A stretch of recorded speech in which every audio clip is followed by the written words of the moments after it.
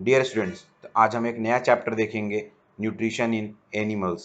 Animals जिस तरह का फूड लेते हैं उसके बेसिस पर हम उनको 3 कैटेगरी में डिस्ट्रीब्यूट कर सकते हैं। फर्स्ट है हर्बीवोर्स। ये वैसे एनिमल हैं जो सिर्फ प्लांट्स खाते हैं। एग्जाम्पल के लिए गोट, काउ, डियर एक्सेट्रा। सेकेंड है कार्निवोर्स। ये वैसे एनिमल होते हैं जो दूसरे एनिमल को खाते हैं। एग्जाम्पल है लायन, टाइगर, लिजर्ड। थर्ड है ओमनीवोर्स। ये वैसे एनिमल होते हैं जो प्लांट्स को भी खाते हैं और एनिमल्स को भी खाते हैं। एग्जाम्पल के लिए ह्यूमन बींग्स, डॉग, क्रो। अब स्टूडेंट्स देख लेते हैं डाइजेशन से कुछ related important term. Holozoic nutrition.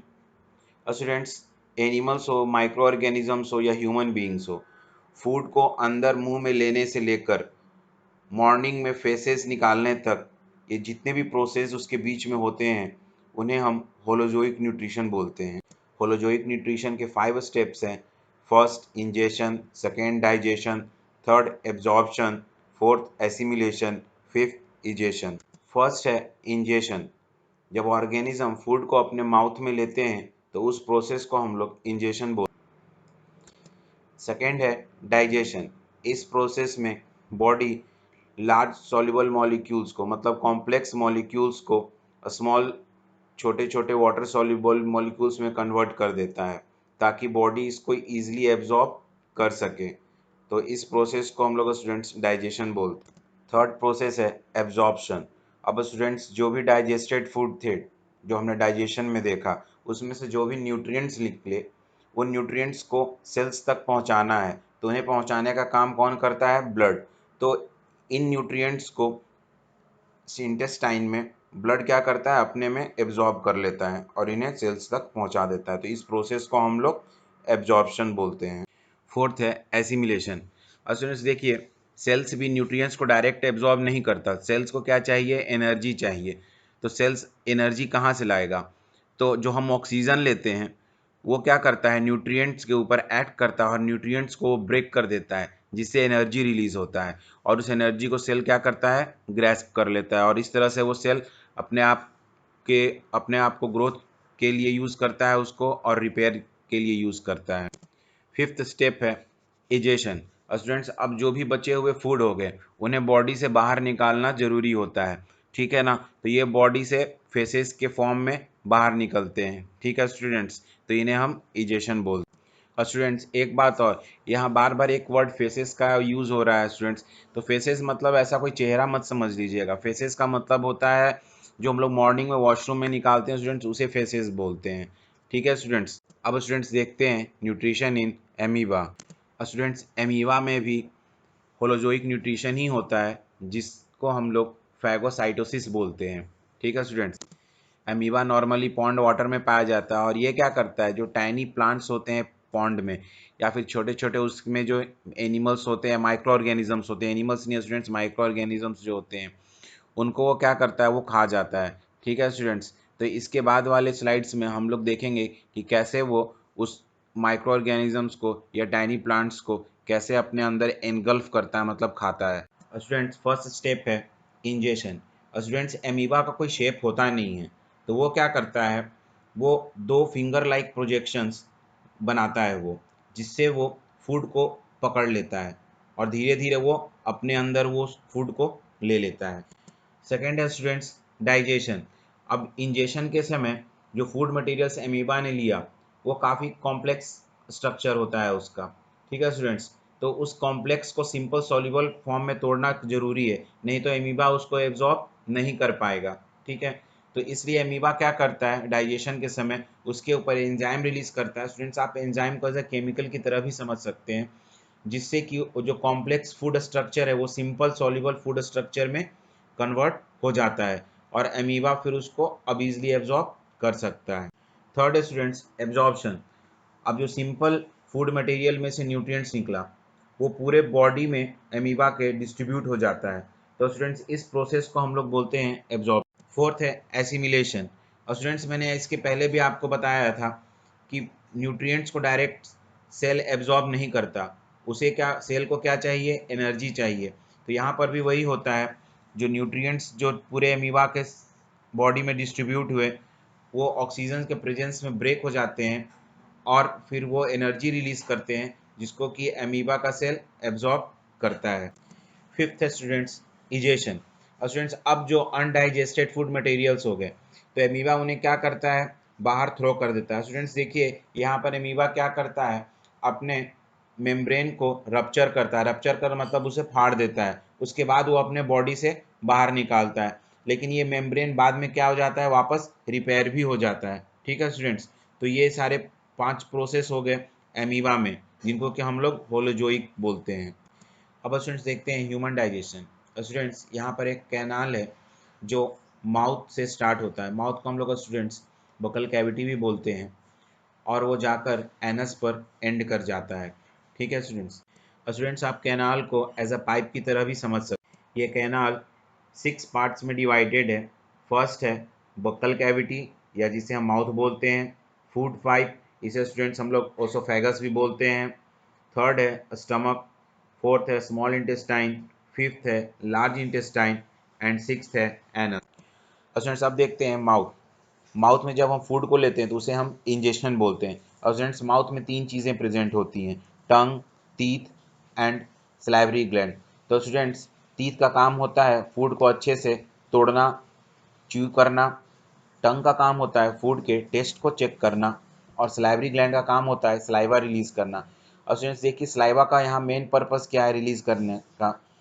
Saliva क्या करता है, स्टार्च जो स्टूडेंट शुगर का कॉम्प्लेक्स फॉर्म है जिसे हमारा बॉडी डायरेक्टली एब्जॉर्ब नहीं कर सकता, तो सलाइवा इस कॉम्प्लेक्स फॉर्म को सिंपल शुगर के फॉर्म में ब्रेक कर देता है जिसे हमारा बॉडी इजीली एब्जॉर्ब कर लेता है। अब स्टूडेंट्स देखते हैं हम लोग फूड पाइप जिसे हम ओसोफेगस भी बोलते हैं। अब जो हम फूड को स्वेलो कर लेते हैं वो कहाँ आ जाता है, फूड पाइप में आ जाता है। तो स्टूडेंट्स यहाँ पर एक मूवमेंट होता है जिसे हम पेरिस्टलेसिस मूवमेंट बोलते हैं। और स्टूडेंट्स यहाँ पर क्या होता है, अच्छे से फिगर में देखिए, ऊपर में फूड जहाँ पर है वहाँ पर मसल्स एक्सपैंडेड है, लेकिन जहाँ पर फूड नहीं है उसके ऊपर पार्ट और नीचे पार्ट में देखिए स्टूडेंट्स, वहाँ पर मसल क्या है, कॉन्ट्रैक्टेड पार्ट में है, मतलब कि दोनों मसल एक दूसरे से चिपका हुआ है। ठीक है स्टूडेंट्स, तो इसी मूवमेंट को हम लोग पेरिस्टलेसिस मूवमेंट बोलते हैं। और फूड पाइप क्या करता है, इसी तरीके से फूड को नीचे पुश कर करके स्टमक तक पहुंचाता है। अब स्टूडेंट्स देखते हैं स्टमक। तो स्टूडेंट्स स्टमक एक बैग लाइक स्ट्रक्चर है जिसके लेयर्स जो होते हैं वो काफ़ी थिक होते हैं, मतलब काफ़ी जाड़े होते हैं। ये थिक लेयर 3 चीज़ सीक्रेट करते हैं, सीक्रेट मतलब छोड़ते हैं स्टूडेंट्स। म्यूकस, म्यूकस मतलब आप समझ सकते हैं चिपचिपा चीज़, ठीक है, जो आपके नाक से निकलता है उसे म्यूकस आप समझ सकते हैं। हाइड्रोक्लोरिक एसिड एंड थर्ड है डाइजेस्टिव जूसेस। तो स्टूडेंट सबसे पहले हम देखेंगे हाइड्रोक्लोरिक एसिड। और स्टूडेंट्स हाइड्रोक्लोरिक एसिड का काम ये होता है कि फूड मटेरियल के साथ जो भी माइक्रो ऑर्गेनिजम्स हमारे पेट तक पहुंच जाते हैं उन्हें वो क्या करता है, किल कर देता है। और सेकेंड थिंग, हाइड्रोक्लोरिक एसिड ये करता है कि जो खाना होता है, जो फूड्स होते हैं जो हमारे पेट तक पहुंचते हैं उन्हें वो एसिडिक बना देता है, जिससे कि जो डाइजेस्टिव जूसेस हैं अच्छी तरह उसके ऊपर एक्ट कर सकें और उसे कॉम्प्लेक्स फॉर्म से सिंपल फॉर्म में तोड़ सकें। और स्टूडेंट सिंपल फॉर्म का मतलब यहाँ पर यह है कि उसे कुछ लिक्विड जैसा बना सके। अब स्टूडेंट्स हमें अच्छे से मालूम है कि एसिड हमारे सेल्स को हार्म पहुंचा सकता है, तो स्टमक में जो लेयर्स होते हैं उन्हें एसिड से बचाने के लिए स्टूडेंट्स ये म्यूकस होता है। तो ये म्यूकस क्या करता है स्टूडेंट्स, एक लेयर बना लेता है जिससे कि जो सेल्स होते हैं और जो हाइड्रोक्लोरिक एसिड होते हैं वो दोनों एक दूसरे के कांटेक्ट में नहीं आ पाते हैं और इस तरीके से सेल बचा रह जाता है। स्टूडेंट्स ये हाइड्रोक्लोरिक एसिड ऐसा नहीं है कि जब फूड वहाँ पहुँचे तभी रिलीज होता है, नहीं है स्टूडेंट्स, ये टाइम टू टाइम रिलीज होता रहता है। इसलिए स्टूडेंट्स जब भूखे पेट हम लोग रहते हैं तो क्या होता है, ये हाइड्रोक्लोरिक एसिड उस समय भी रिलीज होता है और तब हम लोग क्या बोलते हैं कि पेट में गैस का प्रॉब्लम हो रहा है। ठीक है स्टूडेंट, तो अब आपको समझ में आ गया होगा कि भूखे रहने से भी गैस का प्रॉब्लम क्यों होता है। अब स्टूडेंट्स देखते हैं स्मॉल इंटेस्टाइन। स्टूडेंट्स ये 7.5 मीटर लॉन्ग होता है और ये पेट के अंदर ये कॉइल फॉर्म में होता है। स्टूडेंट्स आप कॉइल कैसे समझ सकते हैं कि जैसे एक वायर को हम लोग घुमा घुमा कर या मोड़ मोड़ कर उसे स्प्रिंग बनाते हैं स्टूडेंट्स, तो वो क्या होता है, कॉइल के ही फॉर्म, वो कॉइल ही होता है एक। ठीक है स्टूडेंट्स, तो उसी फॉर्म को हम लोग कॉइल बोलते हैं। इस स्मॉल इंटेस्टाइन में स्टूडेंट्स 3 जगह से सिक्रीशन जाता है, ऐसा आप समझ लीजिए कि जूसेस जाता है। ठीक है स्टूडेंट्स, तो फर्स्ट है लीवर, सेकेंड है पैंक्रियाज और थर्ड खुद स्मॉल इंटेस्टाइन। स्टूडेंट्स अब बात करते हैं लीवर की।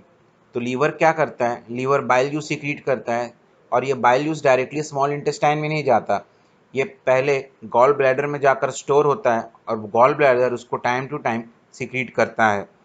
और इस बाइल जूस का काम क्या होता है कि जो फैट्स होते हैं उनको ये ब्रेक कर देता है, ठीक है स्टूडेंट्स, ताकि बॉडी उसको ईजिली एब्जॉर्ब कर सके। अब उसमें देखते हैं पैंक्रियाज। तो students pancreas directly pancreatic juice को स्मॉल इंटेस्टाइन में रिलीज करता है। और ये पैंक्रियाज का काम क्या होता है कि जो कार्बोहाइड्रेट्स होते हैं फूड्स में और जो प्रोटीन्स होते हैं उन्हें वो सिंपल फॉर्म में ब्रेक करता है। और स्टूडेंट्स अब ये फूड स्मॉल इंटेस्टाइन के लोअर पोर्शन में पहुंचता है और वहाँ पर एक जूस रिलीज होता है जिसमें हम इंटेस्टिनल जूस बोलते हैं। तो स्टूडेंट्स इस इंटेस्टिनल जूस का क्या काम होता है कि जो कार्बोहाइड्रेट्स जो इसके पहले सिंपल फॉर्म में ब्रेक हुआ था स्टूडेंट्स और वो सिंपल फॉर्म में ब्रेक हो जाता है, जैसे कि ग्लूकोज, फैट्स स्टूडेंट्स ब्रेक हो जाते हैं फैटी एसिड्स एंड ग्लिसरॉल में, और जो प्रोटीन्स होते हैं वो एमिनो एसिड्स में ब्रेक हो जाते हैं, ठीक है स्टूडेंट्स। अब स्टूडेंट्स देखते हैं absorption in small intestine. Students यहाँ पर क्या होते हैं, स्मॉल फिंगर लाइक प्रोजेक्शन होते हैं जिन्हें हम विली कहते हैं। स्टूडेंट्स ये एक दो नंबर्स में नहीं होते हैं, ये थाउजेंड्स से भी ज़्यादा नंबर्स में होते हैं स्टूडेंट्स, ठीक है स्टूडेंट्स। तो इनका काम क्या होता है कि इनमें ब्लड वेसल होता है और ये ब्लड क्या करते हैं, जो न्यूट्रिएंट्स जो सिंपल फॉर्म में ब्रेक होकर निकले हैं, ठीक है स्टूडेंट्स, उन्हें ये एब्जॉर्ब करता है और इन्हें ये सेल्स तक पहुंचाता है और वहाँ सेल्स में पहुंचने के बाद ऑक्सीजन इनके ऊपर एक्ट करता है और इन्हें ब्रेक कर देता है। और ब्रेक होने के बाद इसमें से एनर्जी निकलता है जिसे हमारा सेल यूज़ करता है। और किस काम के लिए यूज़ करता है स्टूडेंट्स, वो रिपेयर करने के लिए और सेल्स के ग्रोथ के लिए। अब स्टूडेंट्स देखते हैं लार्ज इंटेस्टाइन। तो स्टूडेंट्स जो भी अनडाइजेस्टेड फूड होते हैं वो स्मॉल इंटेस्टाइन के बाद लार्ज इंटेस्टाइन में आते हैं। इस इंटेस्टाइन का लेंथ होता है अप्रॉक्स 1.5 मीटर और ये काम क्या करता है कि ये जो भी अनडाइजेस्टेड फूड होते हैं उसमें से वाटर और सॉल्ट एब्जॉर्ब कर लेता है। स्टूडेंट्स ऐसा देखिए देखिए अब यहाँ पर हमारा बॉडी क्या कर रहा है, फूड का किसी भी न्यूट्रिशन इवन तक कि सॉल्ट एंड वाटर को भी वेस्ट जाने नहीं दे रहा है वो, ठीक है ना, वो लास्ट तक एब्जॉर्ब कर लेता है।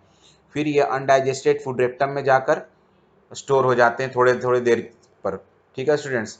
तो अब क्या होता है, रेक्टम जब फुल हो जाता है तो हम लोग मॉर्निंग में जाते हैं वॉशरूम, तो वो कहाँ, वो एनस से जो है ना सेमी सॉलिड फॉर्म में वो हमारे बॉडी से बाहर निकल जाता है जिसे हम फेसेस बोलते हैं, ठीक है स्टूडेंट्स। और इसी प्रोसेस को ही इजेशन बोला जाता है। तो इस तरह से राजेस्टाइन हमारा वर्क करता है। चलिए स्टूडेंट्स अब देखते हैं डाइजेशन इन ग्रास ईटिंग एनिमल्स। तो स्टूडेंट जैसे कि गाय हो गई, भैंस हो गई, इनमें क्या होता है स्टूडेंट्स कि एक रूमेन होता है। रूमेन क्या है, एक सैक लाइक स्ट्रक्चर है जो स्मॉल इंटेस्टाइन और ओसोफेगस के बीच में होता है। तो इनका काम क्या होता है स्टूडेंट्स, ये देखिए।